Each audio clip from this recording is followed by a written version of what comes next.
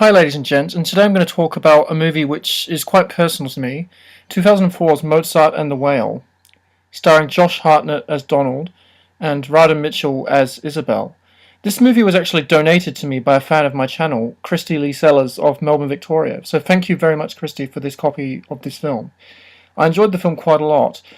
It is quite personal to me, as the film is finally a romantic drama slash comedy about two people that both have Asperger's syndrome, which is a mild form of autism. And I think it's high time that we saw more promotion of this syndrome and other associated conditions in the mainstream media.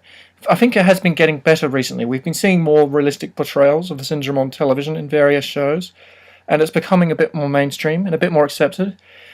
I think it's great we finally saw a romantic comedy with two Aspie characters as the leads, as I myself have mild Asperger's.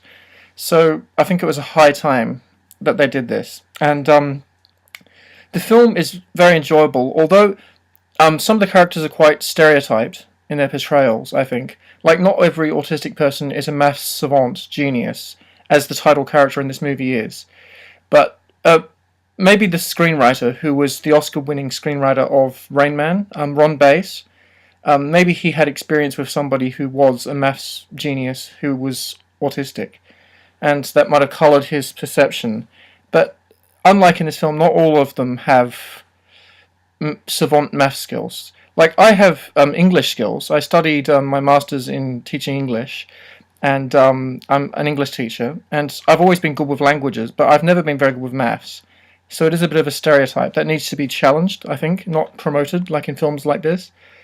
The story, if it was just a normal rom-com and didn't involve Asperger's, would probably be quite formulaic.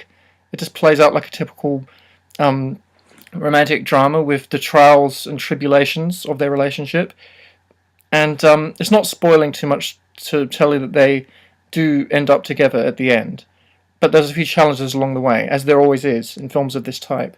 I'm not normally a huge watcher of rom-coms, but I was pleased to check this one out because the subject matter is quite important to me and to other people on the spectrum. So if you are on the spectrum or you know somebody that is, please check this one out. But keep in mind that some of the portrayals are kind of stereotypical.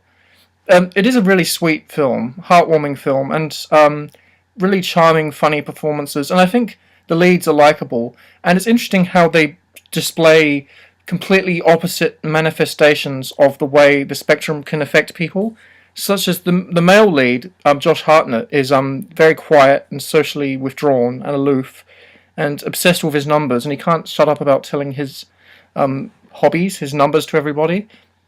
And the female counterpart is very loud and talkative and verbose and kind of inappropriate and just says things whenever she feels like it. She's blatantly honest. So it's interesting to see how they're completely different and yet they have similarities. It shows that it's a wide spectrum of conditions. And I think the two leads did a pretty good job of portraying the syndrome. Like, I think Josh Hartnett got the mannerisms down very well, the hand flapping and the clasping nervously of hands, and the inability to make eye contact. It's a myth that Aspies can't make eye contact. It takes social training, but they can if they receive the correct social training. The movie is pretty family friendly for the most part. There's a few adult themes and adult references and things in it, but it is a funny movie. It is a touching movie. It's a sweet movie, and everybody wants to love and be loved. Neurotypical, so-called normal people and autistics alike. Everyone wants to experience love and be loved, and yeah, it's just, what can I say? It's just a charming picture. See it if you have any interest in romantic comedies, or if you have or know somebody with autism. And it's not a long film, clocking in at only 90 minutes. The supporting cast are quite enjoyable too.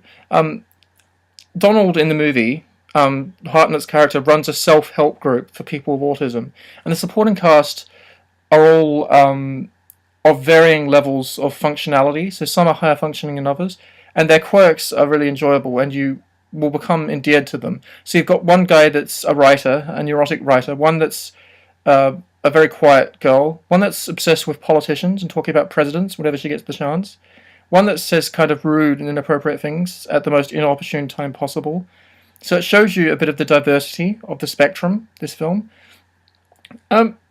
Yes, I enjoyed this one, so I would recommend it to you, although it does follow some formulas, and it is annoying to see how they always cast model type actors to play autistics. Like in movies of this type, you always get a handsome or pretty person to play the characters, and why don't they just hire actors with Asperger's? There's several of them: Vincent D'Onofrio, Crispin Glover, Daryl Hannah has Asperger's. Darren Aykroyd has the syndrome. So there's plenty of autistic actors who could play these roles. So I don't know why they keep submitting to these stereotypes. So with some trepidation and fears, I checked this out, and I did enjoy it despite the stereotypes. Please check this one out, and thank you again to my fan for donating me this one. And this is a very personal review to me. I'll be back with some more movie reviews soon, at a later date. Stay tuned. This is Adam Walton, signing out.